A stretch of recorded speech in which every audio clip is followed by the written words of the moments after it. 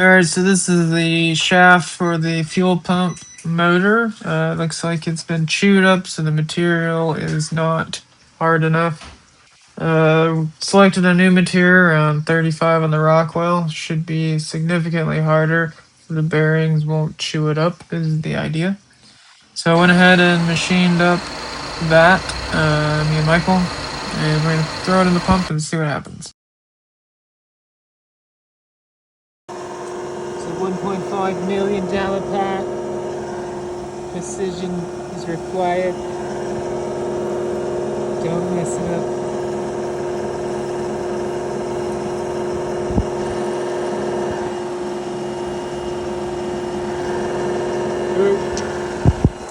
It's perfect.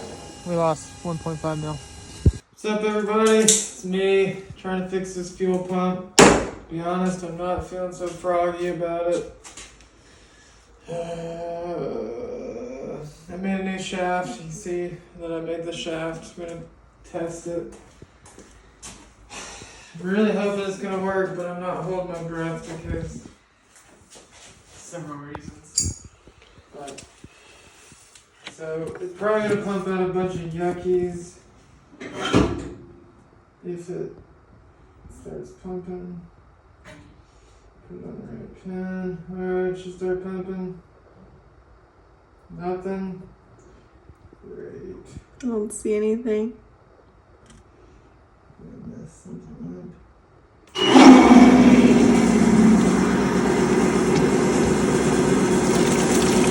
Got fuel, but it's clean. You can hear. One moment.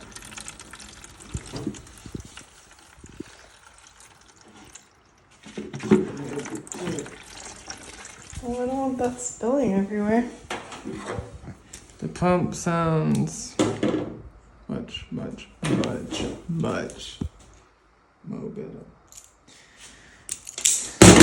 Injectors are out at fuel clinic getting cleaned. I hope I have a good email confirmation about payment, so they might be a little busy. But I'm about to check the high side. The pump should not sound like it's got marbles in it, which it has been sounding like since we messed with it last. Just make this little jumper and snip some wires. So the deal was, it seems that the shaft that Aeromotive used, that they apparently are indeed and probably knew that there was an issue either with the hardness or the hardness depth on their little main shaft and the little motor. Essentially, it either lost its hardness or it wasn't hard enough to begin with, and just the bearing destroyed the shaft and it created so much wobble that the two magnets, the shell of the motor and then the magnet core with all the copper windings, was like slamming into itself, and it would pretty much just shut the motor down. So this is the high side. It should be the high side. So it should spin up like crazy. Yep, so looks like it works. How long? We don't know. Will it get us through Speedfest? Probably. Will it get us through Six Summer? I don't know. So I've got my little repaired or remanufactured shaft in here in the fuel pump. I've also made Michael and I, brother Michael, have made our own filter canister that takes a 10 micron. It is like a, I guess it's a fiberglass. Anyways, it's non-cellulose filter media. It's a glass. So what I'm going to do is I'm going to clean all these lines. So I've got a splitter that goes from a 10 to dual 8s that feed each side of fuel rail. So this fuel rail, this rail is segregated from this rail. So this rail feeds in ethanol, this rail feeds in pump gas, and I have ethanol tank, pump gas tank, two completely segregated fuel systems. It's split right here, so this is roughly 4-ish gallons, maybe closer to 5. And then this is like a 15-gallon tank, but they are split. 2 regulators, 2 completely separate fuel systems. So when that pump started messing up, it started sending very fine, very, very fine metal particles. It's under 10 microns because it was getting through the fuel filter. So what I'm gonna do is I'm going to run some gasoline through the fuel system just to clean it, because gas is way cheaper than X98.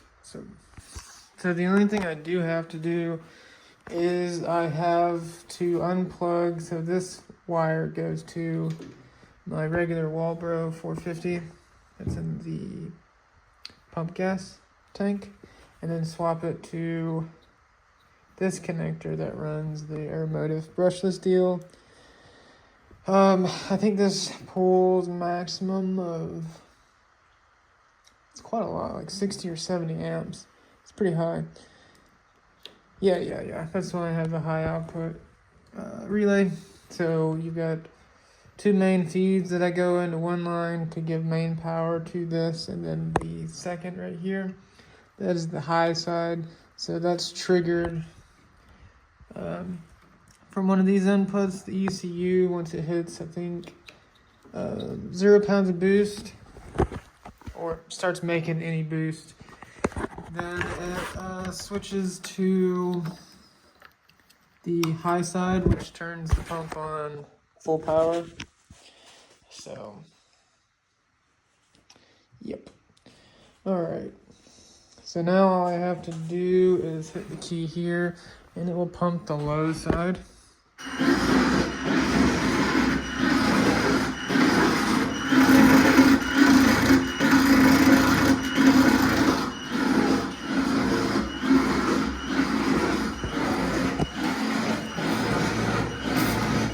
And that sounds terrible. That did not sound good at all. So I'm going to take this thing apart again and see.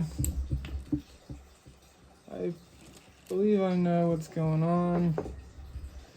The shell, or whatever you call it, the outside of the motor that turns with the shaft, seemed a little bit loose. It had a set screw, but I just couldn't get it to feel as good as I wanted it to.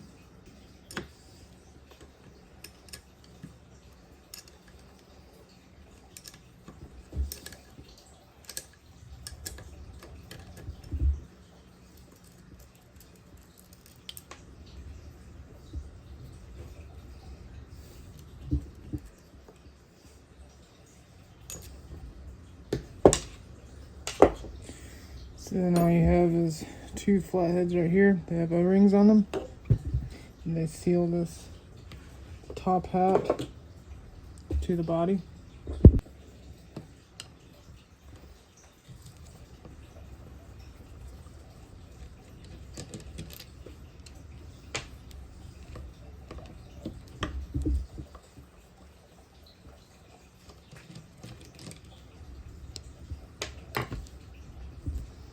Then there's an O-ring right here, separates the body from the top hat. And then you've got your little motor under the lid.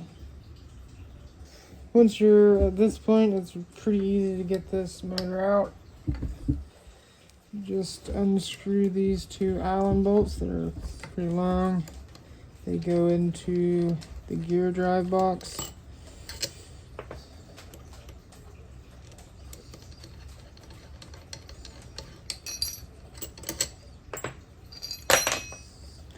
then this whole motor comes right out. But the issue I was thinking, and I can kind of already see potentially, is how much wobble this has. See that? That's the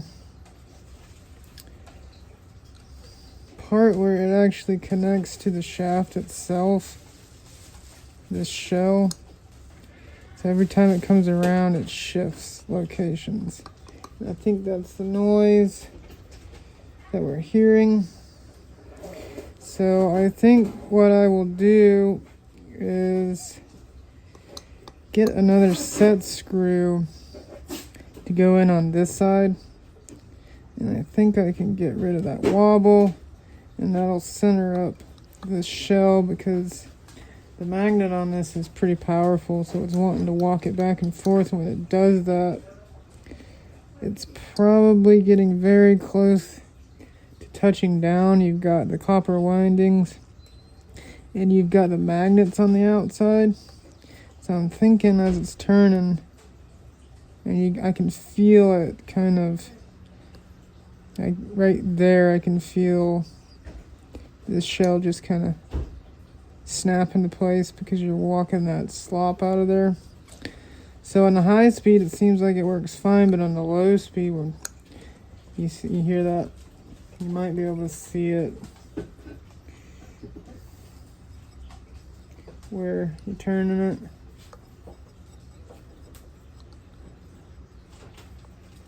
But anyways, it's making that. And I think that's what's causing the problem. The shaft itself, I think, looks good. I can go ahead and pop it out. You just pull on it. So the material looks like it's handling itself, but you can see how wobbly that is.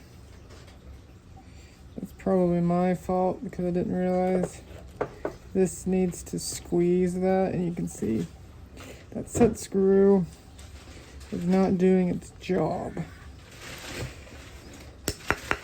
So right here, it's nice and tight, but that set screw, the single set screw, I was having trouble getting it tight on there. So if I can get a longer one on this side, and maybe extract this one on this side, and put two of them in there, because when I first took it apart, I didn't know that they double stack set screws, and it messed up the body. But I think if I can get one that has enough leverage on either side, I can hold that shaft nice and see, like where it is right now, that's really good. So that's what I need to keep. So probably have to order a little set screw. Honestly, I'm thinking that's all that's going on. So hopefully I can get that and that'll fix it. So I kind of put the shaft in there a little bit closer to this collar, so it's a little bit thicker right there, maybe by 1/1000. And I put another set screw on the other side where I had broken the thread out. It's a longer set screw, so it is up into the meat right there, so it's actually got some thread engagement, and it holds the shaft nice and firm now. Seems like it. So I'm gonna give this one more shot. Alright, so we're gonna give it another shot just to see if tightening up that shaft will help any.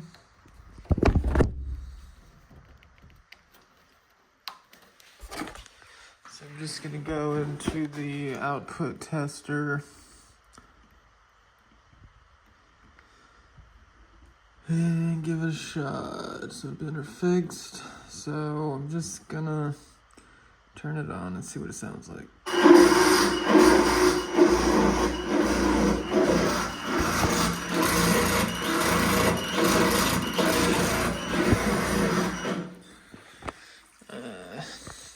Really doesn't sound very good. Alright, we're gonna give it another shot. I have not completely deadheaded it, but I have made it to where it's going to build a lot of pressure, and there's a little bit of area for it to relieve, so it should build an amount of pressure. And let's see if the pump sounds any better when it does that.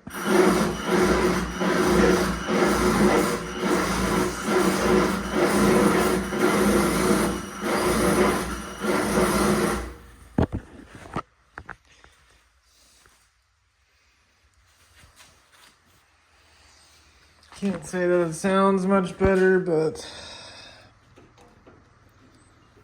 I don't know.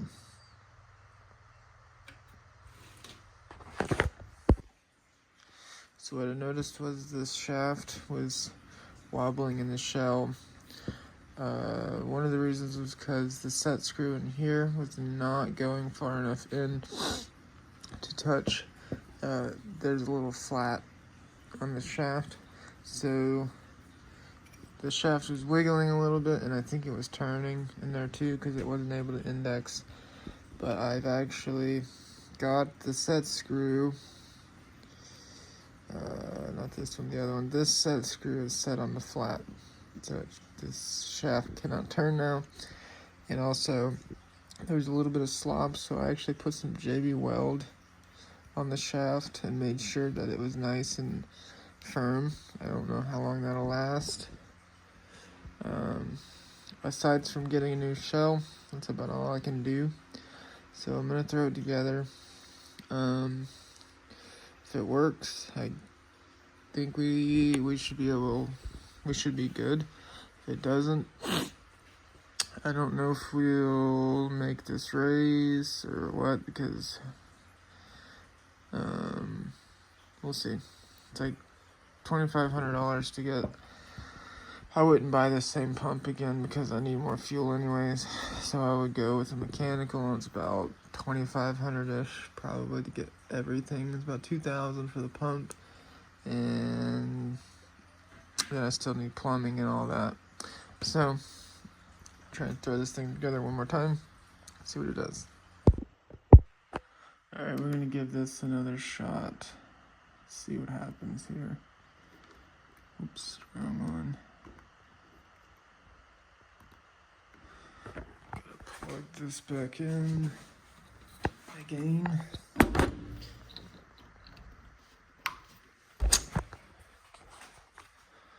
And then fixed.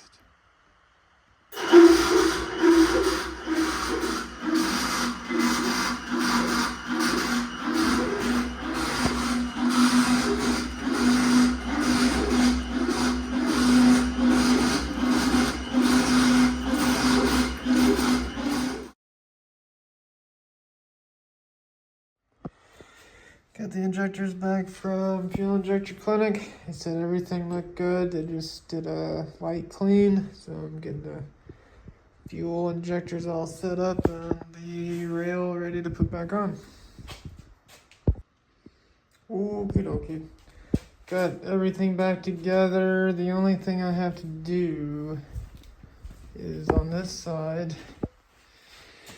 I got to replace the valve cover grommets, so I'm waiting to hook up the crankcase ventilation. Some news on the pump, as you heard, it does not sound very good at all. So I talked to a friend, and they're going to let me borrow their 10 gallon per hour fuel pump. Very thankful for that, because if it wasn't for that, we probably wouldn't be racing. I know we probably wouldn't be able to make Bowling Green, but it would be very hard to, make Six Summer if that wasn't an option. So now that it is an option, all I have to do, because the pump that I'm borrowing is not an in-tank pump, so I have to block this off, which is no big deal. I'll just cut a ring and might do a O-ring, or I can just use the gasket that's on there. Anyways, so I'm gonna have to weld a bung here on the bottom of the tank, and it's gonna 90, and then I'll also attach the pump down here. So I have to drain the tank, clean the tank so I can weld on it, and then weld a bracket for the pump here, and feed will go directly into the pump, and the pump should sit right there. And then run my dash 10, move it from here to below the tank. So I've just got to get some fittings made up. We're gonna use dash 16 for the feed line into the pump. So I use this, get some fittings for that, and then take I don't know if I have any dash 10 connector, any dash 10's fittings for these pump lines, because it's gonna have to be a straight into the pump instead of a 90, which that won't be a big deal. I can get that pretty easily. So yeah, so thankfully, seems certain people are put in your life at a certain time, so this is one of those to where it seems like it was meant to be. We can get out to this next race, and hopefully do 6 Summer as well. We just got to save up a little bit of money for hotels and travel expenses, which should be able to do. It's just when you have to buy a over $2,000 pump, it makes it really hard to spend $2,000 and then travel expenses, hotels and stuff like that. It just makes it very, very difficult. I was not expecting it, obviously. It was a wrench in the gears. As far as I already spent like $3,000 on upgrading the oil pump system. I hadn't even, like, the fuel pump deal didn't even cross my mind. So it was one of those things that just kind of happened, and it's like, man, what do I do from here? But thankfully we have a temporary solution for that, and then hopefully, if everything goes well, after 6 Summer, try and save up some money and have the engine refreshed, get a mechanical fuel pump hopefully before December, because it would be really cool to get back out to the Christmas tree race. That's an invite only, so submit our request only, I guess it would be. So we'll submit our request, and it would be cool because that's just before sick week, so it gives you some opportunity to test, any upgrades, changes, modifications. So yeah, so that'll be cool. So we got a little bit of work to do. Still have like 2.5 weeks before we gotta go. Got some work to do.